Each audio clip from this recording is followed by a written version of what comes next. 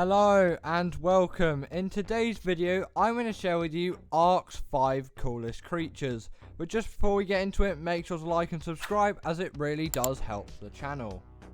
In at number 5 is the Carcharodontosaurus. Now this is definitely a very recent addition to Ark, but it is definitely a creature where you just feel so cool when using it. And also on top of that, it has a very cool and interesting taming method.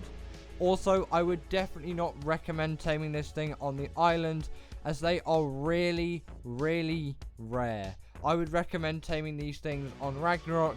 Look around in the Highlands biome, you are definitely sure to find one of these things. And once you have, what you're going to do is essentially feed these things dead creatures that you drag towards it. Also, I would recommend wearing ghillie for this, as you do not want to be spotted and the Carcharodontosaurus go into a blood rage. After that, it will have a bar above its head which will go from blue to green. Then you will be able to ride this thing and go around and absolutely decimate everything in the area until this thing is tamed. But if it is dealt enough damage, it will lose effectiveness, so definitely take that into mind. But once you have tamed this thing, you have an absolute beast of a creature.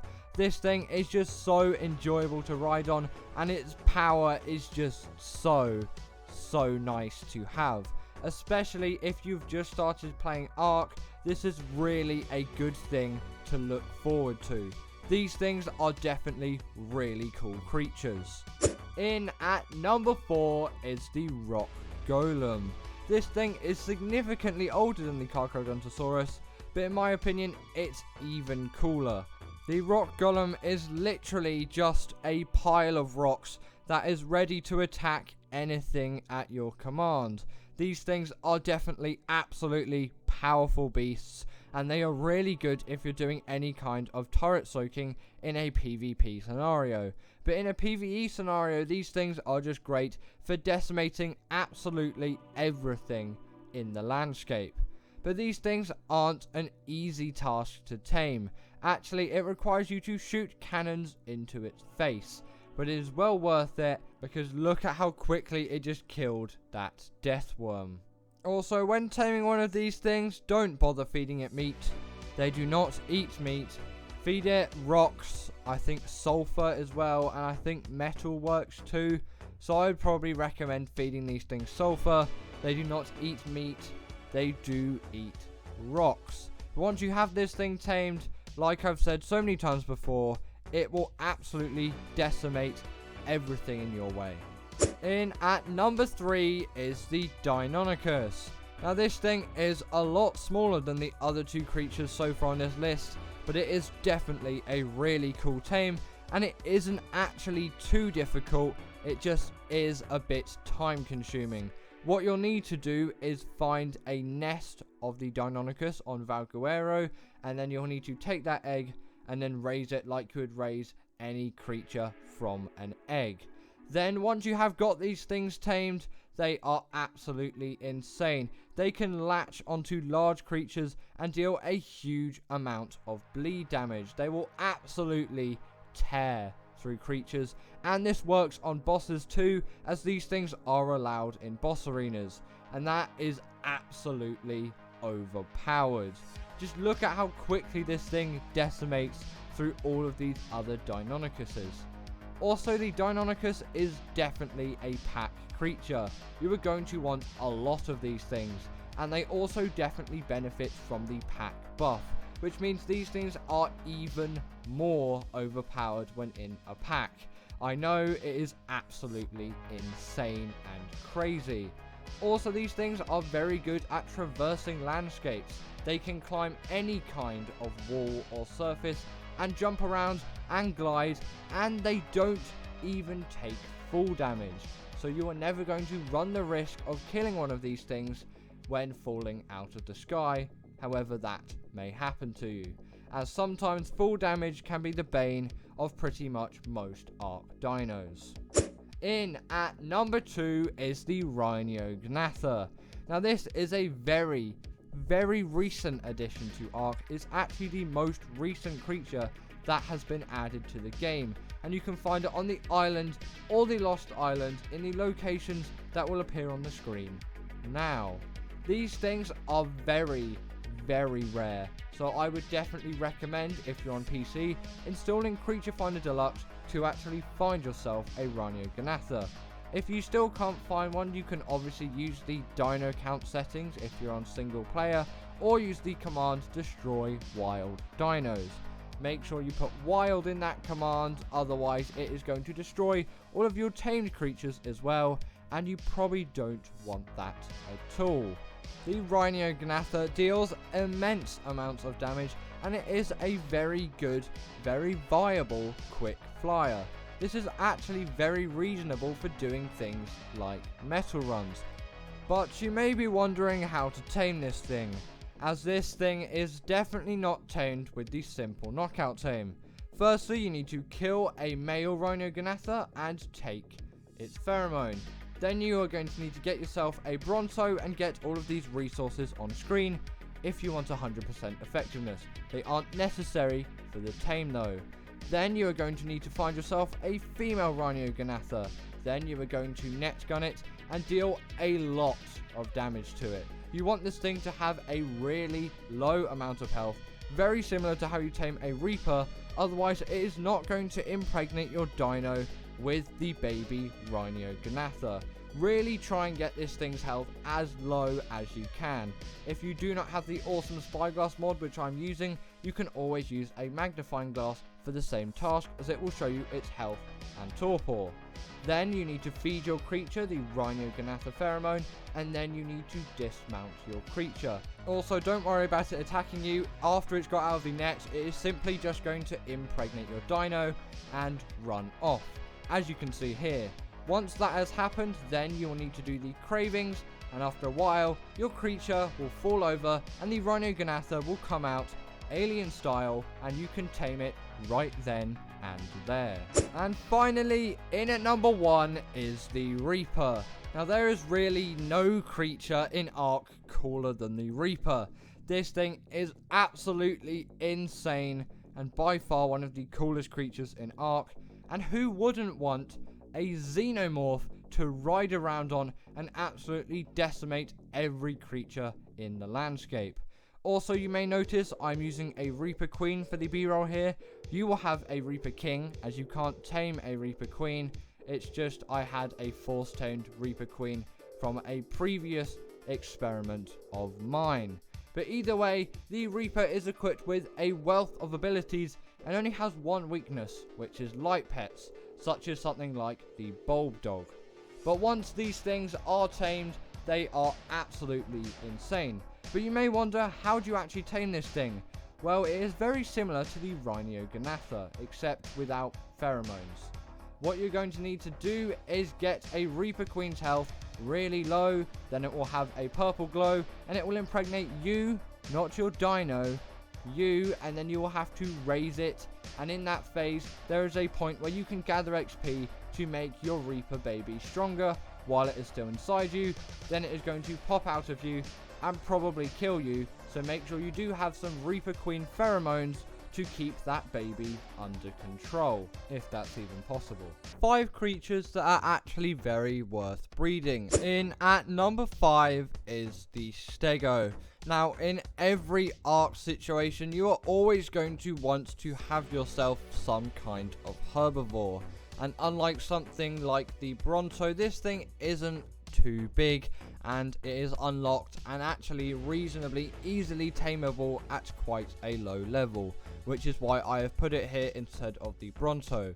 Yes, the Bronto is going to gather you a lot more berries, but it is just so slow and just so big, and if you don't have cryopods at the time, they can be a big nuisance. But the Stego, once breeded, can get rid of all of the things that are actually bad about the Stego.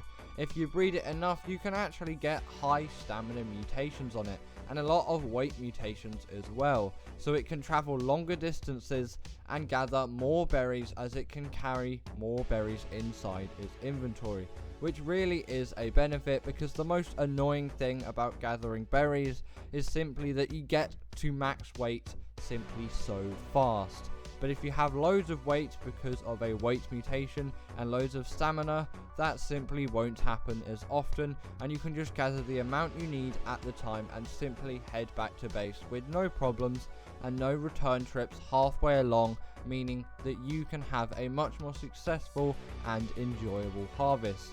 You may think that harvesting shouldn't be enjoyable, but I would definitely disagree. In at number 4 is the Rex. Now, if you have watched any Ark 100 Days videos on the island, then you will know the Rex is a crucial part of all of those videos, unless there is another sort of challenge, like in Rampy's video where he only used raptors. But in the traditional 100 Days Island Ark episode, the Rexes are always going to be the go-to for breeding, as once bred, these things are absolutely insane for doing bosses. And yes, if you even just have default ones, these are great for bosses as well, but breeding is just going to get them so much of a higher health stat, which means they can survive longer through bosses, and their damage is going to be higher, which really does make a difference. And if you've watched any of Syntax videos, he has loads of videos of mutating creatures just to get them ready for bosses. Now, you don't have to go all the way to the extent that Syntax does, but definitely a good bit to get a health mutation and a melee mutation is a great shout on the Rex for doing any kind of bosses, as it is going to make it a lot easier for you, especially if you are on a server with more default settings, as it is going to seem like my Rex just simply does not have enough health, or it just can't deal enough damage fast enough to actually kill the boss that I'm trying to fight. But if you do breed it, you can get your Rexes up to the stats that you require, meaning that you can kill the boss that you wanted. In at number 3 is the Theory. Now, you may think, why is the Rex lower on a position than the Theory? Well, actually, if you didn't know already, the Theory is actually a very, very good boss creature, especially on the island for defeating the dragon. But on top of that, it is also just a great harvester of many of Ark's resources, especially fiber. And fiber is really useful. The fact that the Theory is just so much more useful for so many things than the Rex is the reason why it is higher. As again, like the Stego, if you can level up that weight and that stamina with mutations from breeding, this thing is going to gather so many more resources than before. And if you get some health mutations and some damage mutations, these things will be great for bosses too, but obviously especially the dragon, as you only really want to take herbivores into that fight. The Theory is definitely a useful creature for all of these scenarios that I've just talked about, and it is definitely a creature worth breeding. And also, at the time that you're at the level to breed some Theories, you are going to be reasonably advanced in the game, and these things really aren't that difficult to raise, but it is pretty much similar with most creatures. In at number 2 is the Mantis. Now, the Mantis really is a legendary creature for breeding, and if you haven't used one before, you may think, what is really the point of breeding this thing? It is just a skinny little insect that isn't even on the island, so why am I talking about it? I probably have to head over to one of the DLC maps to even tame this thing. But no, you can find this thing on Raasclark, which is a free map. Yes, their tame may be very difficult, as you have to use woolly rhino horns or deathwind horns if you are on their original map, which is Scorched Earth. But to be honest, once you have got one of these things tamed, they are so worth it. And actually, I would recommend taming 2 high levels first, one male and one female, as if you didn't know, insects can breed now, and if you didn't know, insects couldn't used to breed, but now they can, which means you do not have to go out spending so much time gathering all of those woolly rhino horns or deathwind horns to actually tame yourself a mantis. But once you have one tamed, what are you going to use it for? If you're on Scorched Earth, this is actually a great creature if you're trying to defeat the Manticore. But on other maps, this thing is a great harvester of a lot of resources, as in its hands it can hold any type of melee weapon. But just do take into mind that durability on those things are going to drop. And finally, in at number 1 is the RG. The RG really is the dream Arc Tame for a lot of PvE players, and once bred, this thing can be even more insane than before. You can level up its weight even more with mutations, you can have even more stamina with mutations, and more health and more damage on top of that as well if you are into more flying and aerial combat, which actually would make it quite a good PvP creature as well. But I'm mainly going to talk about its PvE aspects, as most of my viewers on this channel are PvE orientated, and I myself as well am PvE orientated. The RG really is an essential creature for gathering any kind of metal, and it really is the creature you need for metal runs. Yes, the Quetzal is a great shout as well, but nowadays this thing is just really slow, and I find it a bit of a pain to use, and it does not have weight reduction on some objects, and a mutated RG is going to do wonders better than the Quetzal. The only benefit the Quetzal really has these days is that you can literally build a base on top of its back. But with the RG, its saddle still works as a smithy, so it's not just for the purpose of riding. Definitely very useful. But anyway, that is the end of today's video, and I hope you enjoyed. Also, if you didn't agree with this list, comment your top 5 creatures in the description down below, and I will see you all later. Bye!